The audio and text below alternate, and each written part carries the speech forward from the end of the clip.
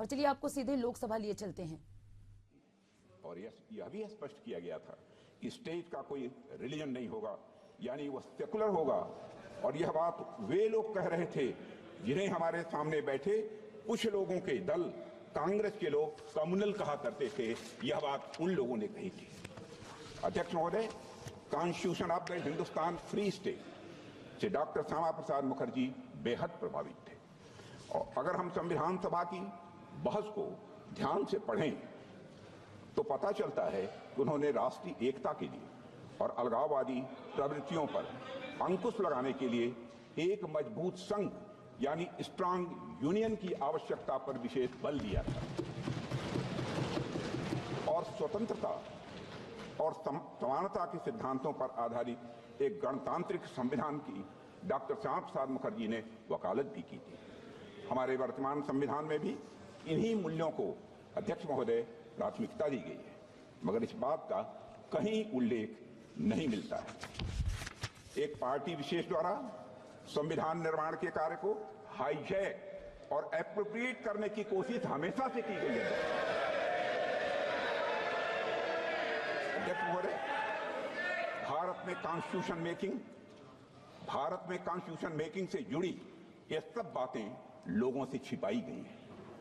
इतिहास में जाने पर पता चलता है कि हमारे देश में इस बात पर व्यापक सहमत थी कि भारत का भविष्य किस तरह के कानून से निर्धारित है। मैं आज यह स्पष्ट करना चाहता हूं अध्यक्ष महोदय कि हमारा संविधान किसी एक पार्टी की देन नहीं है। भारत का संविधान भारत के लोगों के द्वारा भारत के विचारों के साथ भारत के मूल्यों के अनुरूप बनाया गया एक अनपैरेलल्ड ट्रांसफॉर्मेटिव यह डॉक्यूमेंट है। अध्यक्ष महोदय, पश्चिमी सभ्यता में राज्य की अवधारणा नाइट वॉचमैन स्टेट की थी। नाइट वॉचमैन स्टेट का कंसेप्ट विश्व प्रसिद्ध विचारक जॉन स्टुअर्ट मिल के द्वारा दिया गया था, जिसका अर्थ है कि सरकार का दायित्व लोगों की सुरक्षा प्रदान करने तक ही यह सीमित रहे। किंतु हमारे देश में राजधर्म की बात की गई है। अध्यक्षों, महाभारत के शांति पर्व में राजा को सिर्फ राजधर्म लागू करने की शक्ति दी गई है, पर वह राजा राजधर्म का स्रोत नहीं माना गया है। अध्यक्ष महोदय, हमारे यहाँ राजा भी राजधर्म से बंधा हुआ है। उसकी शक्तियां लोगों के कल्याण के लिए हैं, समाज के कमजोर वर्गों के रक्षा के लिए है। अध्यक्ष महोदय, हमारा संविधान कॉन्स्टिट्यूशनल मशीनरी के जरिए नागरिकों के कल्याण के लिए पूरी तरह से प्रतिबद्ध है। उनकी स्वतंत्रता सुनिश्चित करने के लिए भी यह प्रतिबद्ध है।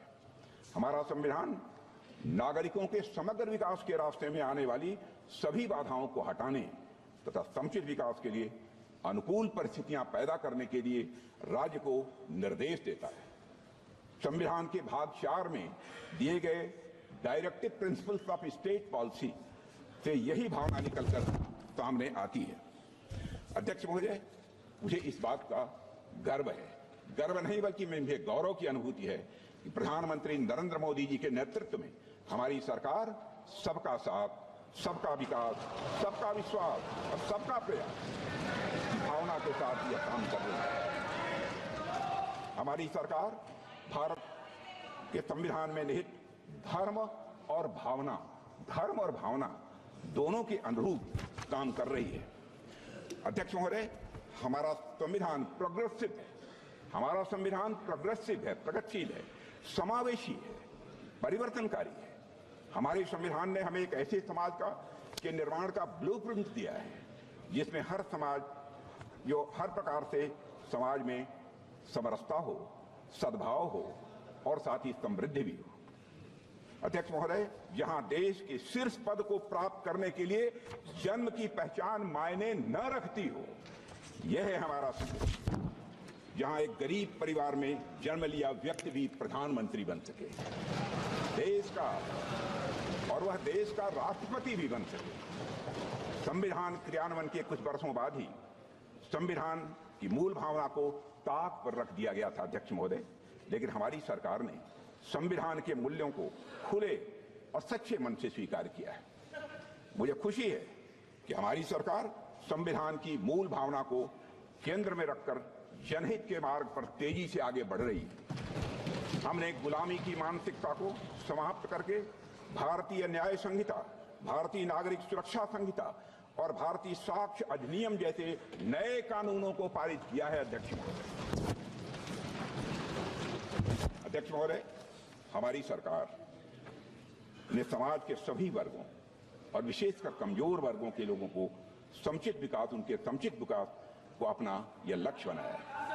रिफॉर्म, परफॉर्म और अध्यक्ष महोदय ट्रांसफॉर्म के हमारे संकल्प ने आज भारत को दुनिया की सबसे बड़ी अर्थव्यवस्थाओं की कतार में लाकर खड़ा कर दिया। अध्यक्ष महोदय, आज गरीब लोगों को प्रधानमंत्री आवास योजना की वजह से अपना पक्का मकान मिल रहा है। संविधान पर चर्चा के दौरान राजनाथ सिंह बोले कि हमारा संविधान सार्वभौम सर्व सक्षम है। एक लाइन में मुझे कहना हो तो हमारा संविधान सामाजिक, सांस्कृतिक, राजनीतिक सभी चीजों को छूते हुए विकास का मार्ग तय करता है। उन्होंने आगे कहा कि भारत का संविधान भारत के गौरव को पुनर्स्थापित करने का रोड मैप है, भारत को एक आदर्श राष्ट्र बनाने का रोड मैप है। ये विकास, क्षमता, न्याय, स्वतंत्रता, राष्ट्र की अखंडता, नागरिकों की गरिमा बनाए रखने का रोड मैप है।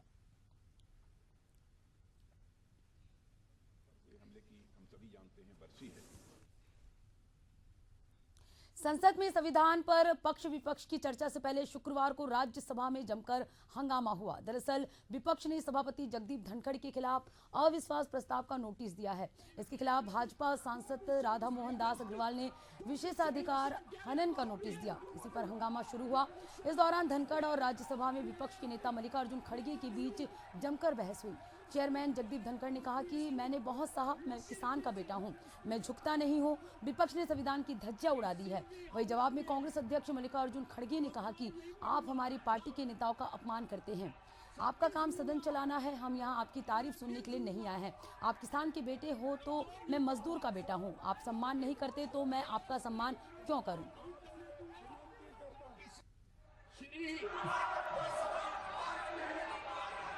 श्री मल्लिकार्जुन खड़गे, Don't be shameless. Let him speak. Don't be shameless. Let him speak. Don't be shameless. Don't be do what you want. Don't be shameless. Let him speak. Who are you? Let him speak. Let him speak. You shameless. Let him speak.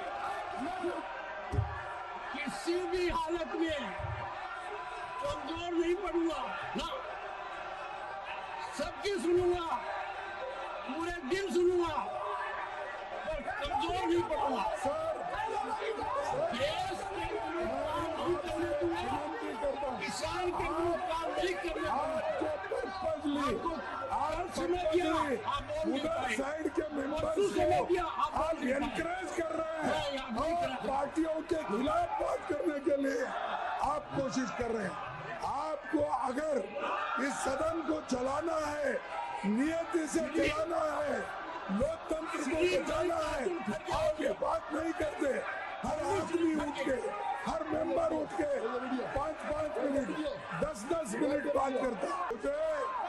आप बार बार वो लोग बोल रहे हैं एक किसान का बेटे का इंसल्ट कर रहे हैं। मैं उनको कहता हूँ, अरे मैं तो किसान मजदूर का बेटा हूँ।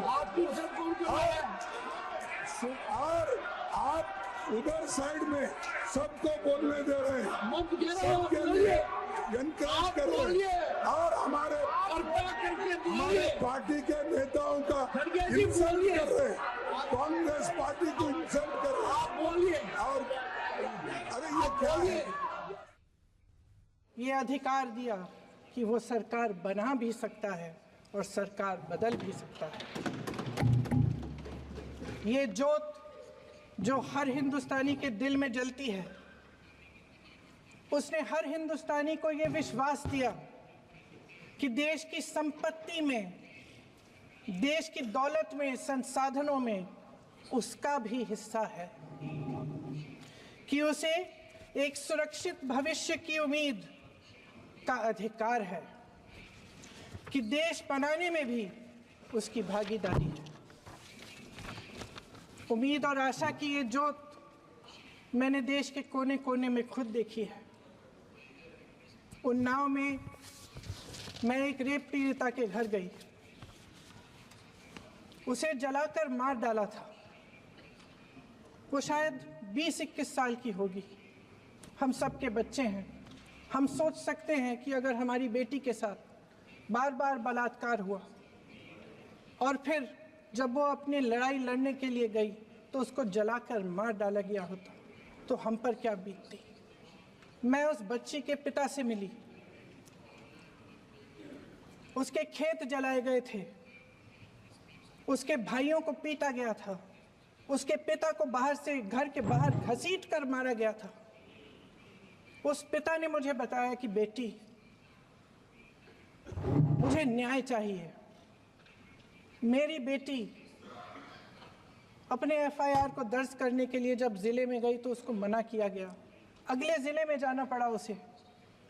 वो रोज सुबह 6 बजे उठकर तैयार होकर अकेली अपने मुकदमे को लड़ने के लिए अगले जिले में ट्रेन से जाती थी। उसके पिता ने मुझे कहा कि मैंने उससे कहा, बेटी अकेले मत जाओ, छोड़ दो ये लड़ाई। लेकिन उसकी बेटी ने उसको जवाब दिया कि नहीं पिताजी, मैं अकेली जाऊंगी, मैं लड़ूंगी, ये मेरी लड़ाई है, मैं इसको लड़ूंगी। ये लड़ने की क्षमता, ये हिम्मत उस लड़की को और करोड़ों भारत की नारियों को हमारे संविधान ने दी। आगरा में मैं अरुण वाल्मीकि के घर गई। अरुण वाल्मीकि पुलिस स्टेशन में काम करता था, सफाई का काम करता था। आप सोच सकते हैं हमारी तरह उसका भी परिवार था। नई नई शादी हुई थी, 2-3 महीनों का बच्चा था। पुलिस स्टेशन में चोरी हो गई। चोरी का इल्जाम उस पर लगाया गया। उसके पूरे परिवार को उठाकर पुलिस स्टेशन में ले गए। आप हंस रहे हैं, लेकिन ये गंभीर बात है। गंभीर बात। शर्म करो, शर्म। अरुण वाल्मीकि को पीट पीट के मार डाला। उसकी बीवी को पीटा, उसके पिता के नाखून निकाले, उसके पूरे परिवार को पीटा गया। जब मैं उस जवान महिला से मिलने गई जो अभी अभी विधवा हुई थी, तो उसने मुझे कहा कि दीदी, हमें सिर्फ एक चीज चाहिए, हमें न्याय चाहिए और हम इस न्याय के लिए लड़ते रहेंगे, चाहे कुछ भी हो जाए। ये हिम्मत उस महिला को हमारे संविधान ने दी।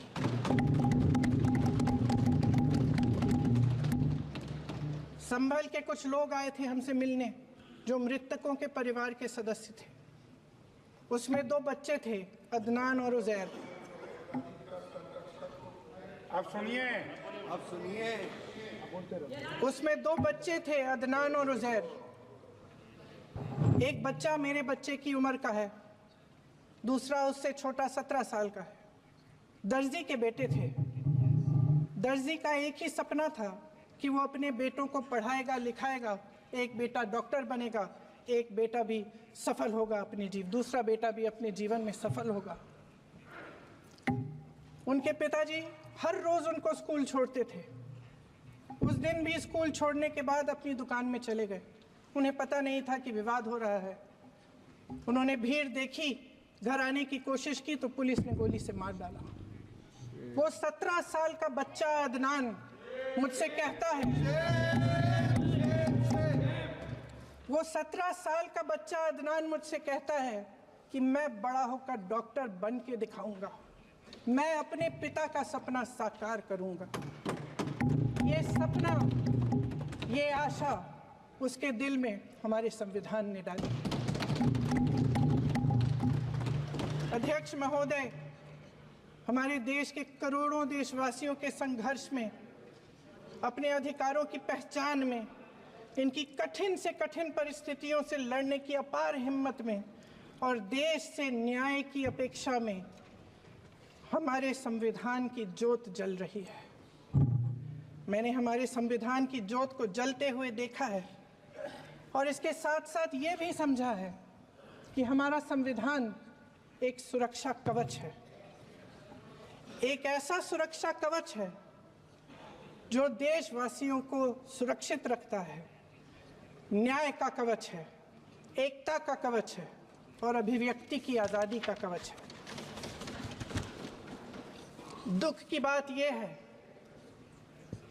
कि मेरे सत्ता पक्ष के साथी जो बहुत बड़ी बड़ी बातें करते हैं, इन्होंने इन 10 सालों में ये सुरक्षा कवच, सत्ता पक्ष के मेरे साथियों ने ये सुरक्षा कवच तोड़ने का पूरा प्रयास किया है। संविधान में सामाजिक, आर्थिक और राजनीतिक न्याय का वादा है। ये वादा एक सुरक्षा कवच है जिसको तोड़ने का काम शुरू हो चुका है। लैटरल एंट्री और निजीकरण के जरिए ये सरकार